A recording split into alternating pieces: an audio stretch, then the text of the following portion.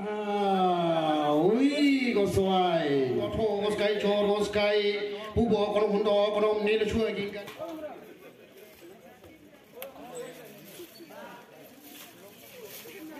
Ya kono hundo kono jing kono toa ko.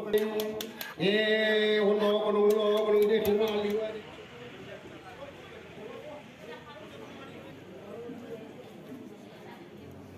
সদা ৰাইজ অতি পৰিতাপৰ বিষয় এইবিলাক সদায় অটুট থাকিব লাগে কিন্তু এটা জাতিয়ে যদি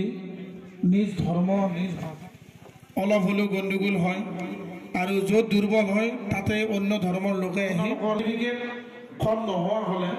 যিটো ল'ৰা এজনে চাকৰি এটা পাব লগা হ'লে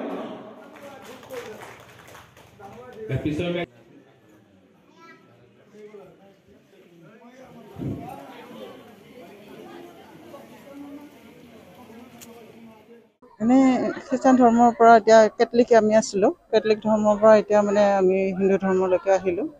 আহি এতিয়া ভাল লাগিছে এইখিনি হে কৰি তাতে বহুত অসুবিধা হয় সমাজৰ লগত ঘূৰিবৰ কাৰণে সেইটো কাৰণে এতিয়া হিন্দু ধৰ্ম হোৱাটো কৰ্তব্য বুলি ভাবিলোঁ আৰু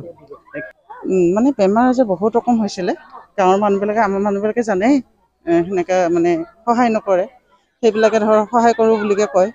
সেইটো কাৰণে আমি হ'লোঁ আৰু 5-6 বছৰৰ আগত 5-6 বছৰ আগত হৈছিলোঁ আমাৰ কিবাখিনি মানে হেৰি হয় এইবিলাকৰ কাৰণে সদৌ হিন্দু ধৰ্ম সংস্কৃতি সুৰক্ষা মঞ্চ মধ্য অসমে যি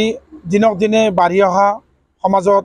যি প্ৰলোভনৰ ব্যৱস্থা এই প্ৰলোভনৰ ব্যৱস্থাৰ জৰিয়তে যি হিন্দু ধৰ্ম পৰিত্যাগ কৰি খ্ৰীষ্টান ধৰ্মলৈকে এটা প্ৰলোভন দি লৈ গৈছিল সেই ব্যক্তিসকলে আমাৰ লগত অনাগত 3 মাহ ধৰি যোগাযোগ কৰি তেওঁলোকে খ্ৰীষ্টান ধৰ্মৰ পৰা আকৌ হিন্দু ধৰ্মলৈকে বা স্বধৰ্মলৈকে উভতি অহাৰ যি এটা আপ্ৰাণ চেষ্টা কৰি আছিল সেই উদ্দেশ্য আগত ৰাখি আমি সদৌ হিন্দু ধৰ্ম সংস্কৃতি সুৰক্ষা মঞ্চ মধ্য অসমে আজি সিন্দিহৰ লক্ষী মন্দিৰ প্ৰাংগণত সেই ব্যক্তিসকলক 20টা পৰিয়ালৰ 84জন সদস্যক আমি আকৌ খ্ৰীষ্টান ধৰ্মৰ পৰা ঘূৰাই আনি হিন্দু ধৰ্মলৈকে আমি লৈ আহিলোঁ তেওঁলোকে যি সেই খ্ৰীষ্টান ধৰ্মত যিমানখিনি সমস্যাৰ সন্মুখীন হৈছিল তাৰ আজি দুখ বেদনা কৰি তেওঁলোকে সঁচাকৈ নিজকে আৱেগিক কৰি তুলিছে সভাখন আৱেগিক কৰি তুলিবলৈ পেলাইছে তেওঁলোকে এটা পৰিৱেশ পোৱা নাছিল যিটো সমাজত চলাৰ কাৰণে এটা সুব্যৱস্থা পোৱা নাছিল কাৰণ খ্ৰীষ্টান ধৰ্ম যোৱাৰ লগে লগে তেওঁলোকৰ আত্মীয় কুটুম্বসকলে তেওঁলোক পৰিত্যাগ কৰিছিল সেই পৰিত্যাগটো যাতে আকোৱালি লয় তাৰ ব্যৱস্থা কৰিবৰ কাৰণে আমাক অনুৰোধ জনাইছিল আৰু তেওঁলোকৰ অনুৰোধ ৰাখি আমি তেওঁলোকক সেই ব্যৱস্থাটো কৰি সমাজৰ লগত বিলীন কৰি দিলোঁ